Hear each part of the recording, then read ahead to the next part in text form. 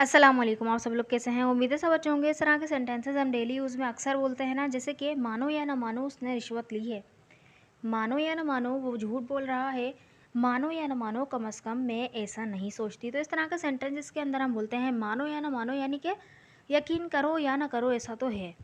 सो इस तरह के सेंटेंसेस को बनाने के लिए क्या सेंटेंस स्ट्रक्चर यूज़ होगा, तो चलें देख लेते हैं। फर्स्ट ऑफ ऑल देखिए, सबसे पहले आएगा believe it or not.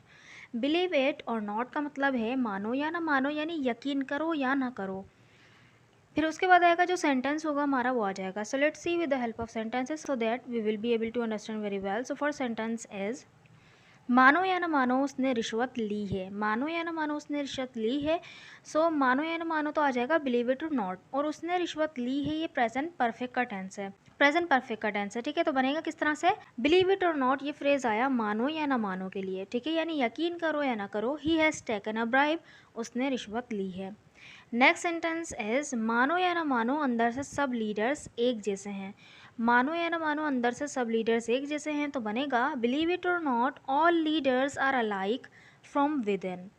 Believe it or not यानी मानो या ना मानो, ऑल लीडर्स आर लाइक यानी कि सब लीडर एक जैसे हैं, फ्रॉम इनसाइड या फ्रॉम विद इन, अंदर से। तो आप इनसाइड का यूज़ भी कर सकते हैं विद इन की जगह, दोनों का मतलब यही होगा।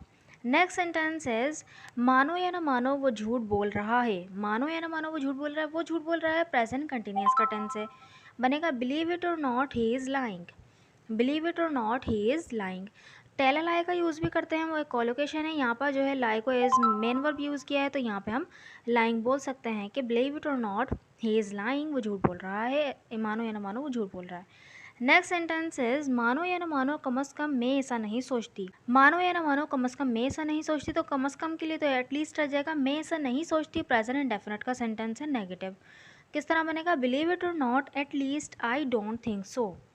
Believe it or not at least I don't think so.